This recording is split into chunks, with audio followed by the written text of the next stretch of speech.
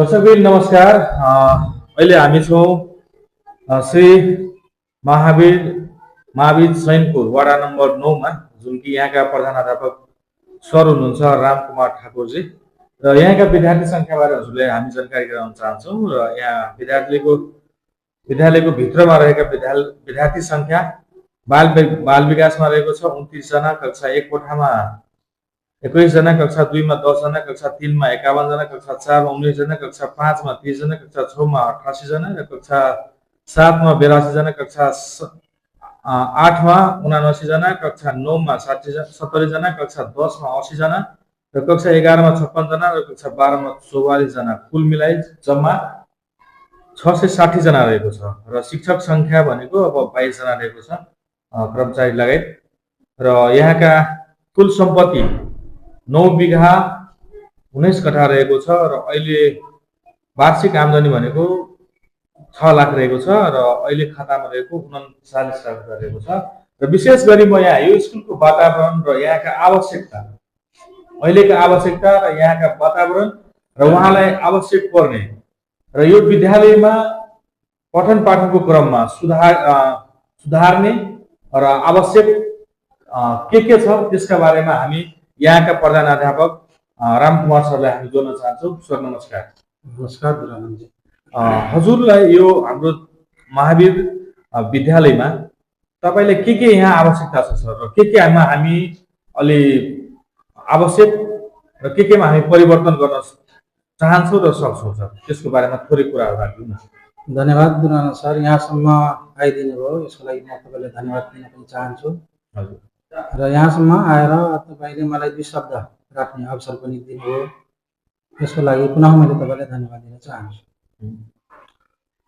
विद्यालयको वर्तमान अवस्थाको कुरा गर्दाखेरि अहिले हामी सम्पूर्ण शिक्षक सहकारी मित्रहरू, यहाँको समुदाय, जनप्रतिनिधि श्री प्रकाश योन्जनज्यू लगायत यहाँको स्थानीय बुद्धिजीवीहरूले विद्यालयलाई केन्द्रबिन्दुमा राखेर उहाँहरू पनि विद्यालयको शैक्षिक गुणस्तरलाई उकास्नको लागि निरन्तर सहयोग र साथ चाहिँ दिइराख्नु भएको छ। र त्यही अनुसार हामी सम्पूर्ण शिक्षक सहकारी मित्रहरू विद्यालयको शैक्षिक गुणस्तर उकास्नको लागि हामीले कहीँ कतै पनि कन्जुसी नगरी हामी कामकाज गर्दैछौँ, मेहनत चाहिँ गर्दैछौँ। सर म एउटा अझै कुरा के राख्न चाहन्छु, जस्तै तपाईँको यहाँ अधुरो भवनहरू देखेका छ र यहाँ हाम्रा पुराना एउटा मन्दिर रहेको छ र यो मन्दिरको जर्जर अवस्था देखेको छ र यहाँका हाम्रा जुन अब यहाँ भवन जुन छ अधुरो भवनहरू, यसप्रति तपाईँले के भन्न चाहनुहुन्छ? एकदम महत्त्वपूर्ण कुरा चाहिँ उठाइदिनु भयो हजुरले, यसको लागि मैले फेरि पनि हजुरलाई धन्यवाद दिन चाहन्छु। तपाईँ हेरिराख्नु भएको छ, तपाईँको यो 2टा भवन हाम्रो चाहिँ तपाईँको पुरा कम्प्लिट हुन सकेको छैन। यताको भवन तपाईँको भनौँ न पठन पाठन सुचारू गर्न सक्ने अवस्थामा नै थियो, त्यो भवन भत्काएर हामी चाहिँ नयाँ भवनको थाली चाहिँ गऱ्यौँ। हामीले गर्नभन्दा पनि तपाईँ पालिकाले गरे आउँछ। तपाईँले गर्नुभयो? हामीले गरेको यहाँका हाम्रा व्यवस्थापक समितिले गरे। यसमा न तपाईँको विद्यालय व्यवस्थापन समितिको संलग्नता छ, न तपाईँको विद्यालय प्रशासनको संलग्नता, कहीँ पनि संलग्नता छैन। नगरपालिकाले गरे, पालिकाले गरे सर, वडाले पनि गरे होइन। पालिकाले तपाईँको टेन्डर गर्यो र तपाईँको टेन्डर गर्ने क्रममा तपाईँको अब उहाँहरूको के मिलेन, कसरी मिलेन त्यो कुरा चाहिँ थाहा भएन, कार्य चाहिँ सम्पन्न हुन सकेन र सोधपुछ गर्दाखेरि तपाईँको बजेट फ्रिज भएर गयो भनेर सुने। अहिले तपाईँको एउटा कुरा है बिचमा मैले एउटा है सर, जस्तै तपाईँहरूलाई यो यतिको मतलब भवनको पैसा चाहिँ अब फ्रिज हुन गयो, त्यतिखेर मनमा दुःख लागेको हुन्छ? अब दुःख भन्दा सर यो पीडा चाहिँ सुन्दिन मान्छे भएन, धेरै दुःख लागेको छ सर। यसको सम्बन्धमा तपाईँको मैले पटक अब पालिका प्रमुखज्यूसँग पनि कुरा राखेँ, उहाँ एकपल्ट 2 पल्ट आउनु पनि भएको थियो, हामीले पटक पनि कुरा पनि राख्यौँ। उहाँले तपाईँको जिनो प्रोमिस पनि गर्नु, ठिक छ यो जसरी भए पनि सम्पन्न हुन्छ, तर अहिलेसम्म तपाईँको सम्पन्न भएको छैन। अब बच्चाले समस्या कस्तो छ सर, तपाईँको अझ क्लास कोठामै गएर हेर्दाखेरि त्यहाँको वस्तुस्थिति प्रष्ट देखिन्छ सर। हामी अफिसमा छौँ, ठिक छ सर, त्यो चिज हामी उजागर गर्छौँ, तपाईँलाई यो माध्यममै तपाईँले उजागर हुन्छ त्यो चिज। है अहिले तपाईँ कन्टिन्यू राख्नु। त्यो चाहिँ धुलामै छ सर तपाईँको। केटाकेटीको एक त अब ड्रेसको कुरा, सरसफाइ कुरा, अब सामुदायिक विद्यालयको त्यस्तै छ, बच्चा बच्चीको अवस्था त्यस्तै छ। हजुर केटाकेटीले तपाईँको धोएर ल्यायो, त्यसपछि तपाईँको त्यो कपडा भनेपछि धुलामी हुन्छ, अर्को दिन लगाउने खालको चाहिँ हुँदैन। त्यसपछि अर्को कुरा मैले राखेँ तपाईँको यो यताको तपाईँको मन्दिरको। अब यो मन्दिरको नाममा तपाईँको के अरे विद्यालयको स्थापना भएको छ। स्कुलको नाम चाहिँ श्री महावीर माध्यमिक विद्यालय चैनपुर। अब तपाईँको यसरी साबिकको स्कुलको श्रेष्ठताहरू हेर्दाखेरि तपाईँको त्यहाँ महावीरको मन्दिर थियो। अब त्यो मन्दिर तपाईँको अहिले कस्तो अवस्थामा छ भने जीर्ण अवस्थामा छ होइन। मैले पटक पटक तपाईँको अब पालिका प्रमुखहरू आउँदाखेरि, जनप्रतिनिधिहरू आउँदाखेरि मैले कुरा चाहिँ राखेकै हो। अहिले अवस्था कस्तो छ भन्दाखेरि सर तपाईँको माथिको टाइल्स सब लड्कियो भने बच्चा बच्ची तपाईँको दुर्घटना हुन सक्ने अवस्था छ। अब चारैतिर पर्खालहरू भत्किएको छ, माथिको तपाईँको छाना पनि भत्किने बेलामा भाग भइसकेको छ।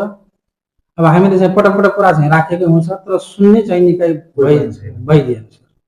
जस्तै अब एउटा अझै कुरा छ, हजुरहरूको यो स्कुलभित्रमा हाम्रा यहाँका धनगढी माई नगरपालिकाभित्रका कर्मचारी लगायत प्रतिनिधिहरू पनि अनुगमन गर्न आउनुहुन्छ बेला बेलामा कि आउँदैन सर?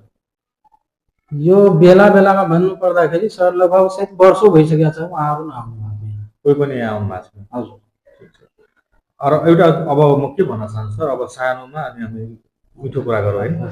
त्यसो सर, जस्तै अब अहिले हामी विद्यालयको शिक्षण सिकाइको हेर्दाखेरि हाम्रो सामुदायिक विद्यालयलाई मान्छेले अर्कै नजरियाले हेर्छ र प्राइभेट सेक्टरतिर बढी एट्र्याक्सन भएको छ।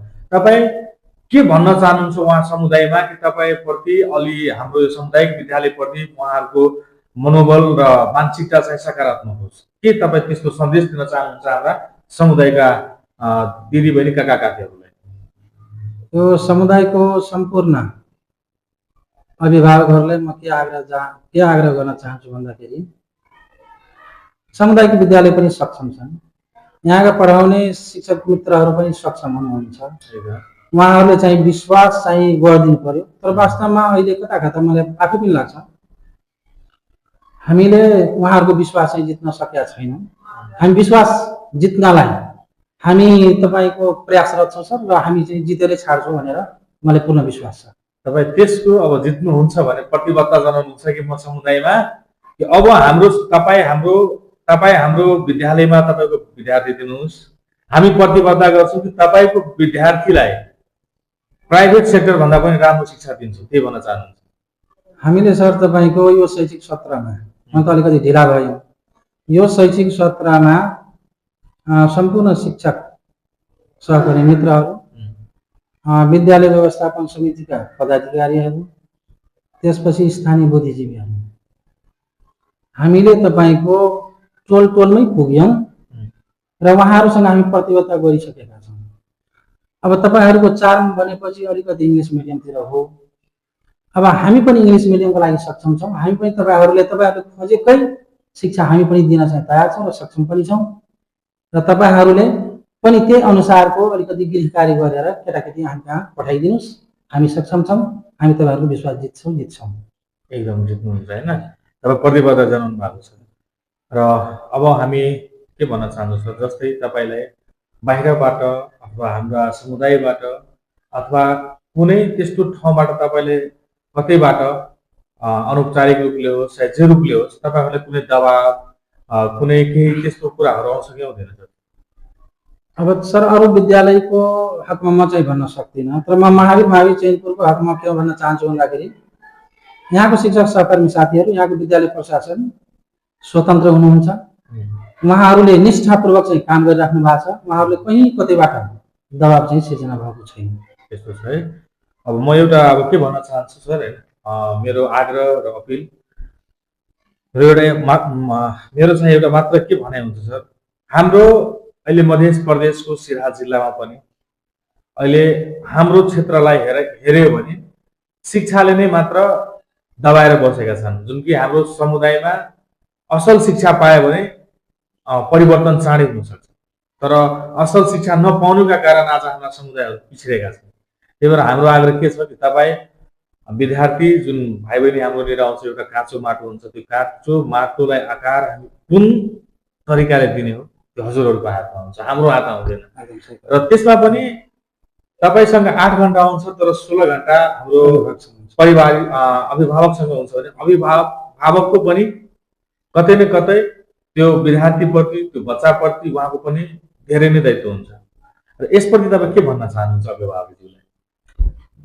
अब अभिभावकहरूलाई म के आग्रह गर्न चाहन्छु भन्दाखेरि अब तपाईँहरूले क्वालिटी एजुकेसन खोजिसकेपछि हामी क्वालिटी एजुकेसनको लागि तयार भएर बसेका छौँ। एकदम तपाईँहरूले धेरै दुःख नगर्नुहोस्। तपाईँहरू कम्तीमा यति गरिदिनुहोस्, नियमित रूपमा विद्यालय पठाइदिनुहोस्, विद्यालय पोसाकमा पठाइदिनुहोस्, सामान्य जुन चाहिँ कपी किताब जुन छ त्यो तपाईँहरू लिएर के अरे विद्यार्थीलाई विद्यालय चाहिँ पठाइदिनुहोस्।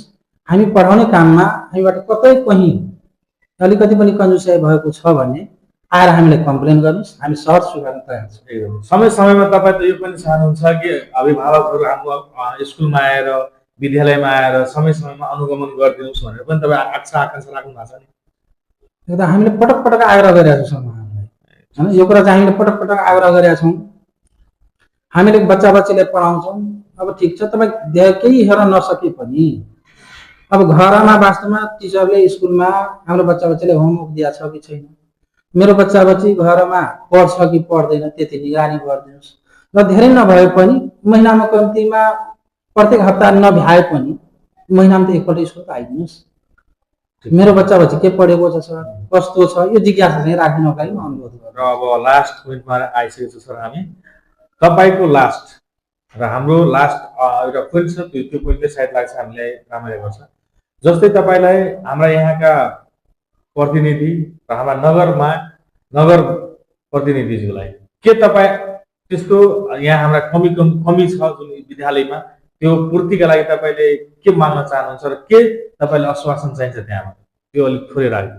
मैले उहाँहरूलाई के आग्रह गर्न चाहन्छु भन्दाखेरि तपाईँहरूको विद्यालयमा नियमित अनुगमन होस्, हजुर, नियमित रूपमा अनुगमन होस्। हामीले गरेका कमी कमजोरीहरू औल्याइदिनुहोस्। हामी सचिन तयार छौँ। र रह्यो कुरा भौतिक पूर्वाधारहरूको कुरा, तपाईँले अघि पनि प्रश्न उठाइसक्नुभयो। अब के अरे तपाईँको मन्दिर चाहिँ जीर्ण अवस्थामा छ, एकदम बच्चा बच्चीहरूको बस्ने ठाउँ छैन, त्यो चाहिँ व्यवस्थापन गरिदिनुहोस्। हामीले क्वालिटी एजुकेसनको लागि हामी चाहिँ तयार छौँ र हामी प्रतिबद्ध पनि छौँ। धेरै धेरै धन्यवाद साथीहरू। यो भिडियो अन्तिम समय हेर्नु होला र सेयर गर्न नभुल्नु होला, किनभने आज हाम्रा शिक्षा भनेको एउटा समाजले विकास गर्ने एउटा नीति हो र यो शिक्षा हाम्रो सुध्रियो भने, हामी शिक्षालाई राम्रो बनाउन सक्यो भने समाजलाई परिवर्तन गर्नले कुनै टाइम लाग्दैन। त्यही भएर यो भिडियो अन्तसम्म हेर्नु होला र आवश्यकता भएका चिजहरू र वास्तविकता चिजहरूलाई हामी उठाएको छौँ र यति नै भन्न चाहन्छौँ। र धेरै महत्त्वपूर्ण समय आज हाम्रा रामकुमार सरज्यूले यहाँ हामीलाई दिनुभएको छ। उहाँलाई यो समयको लागि धेरै धेरै धन्यवाद भन्दै म यहाँसँग छुट्न चाहन्छु। धन्यवाद।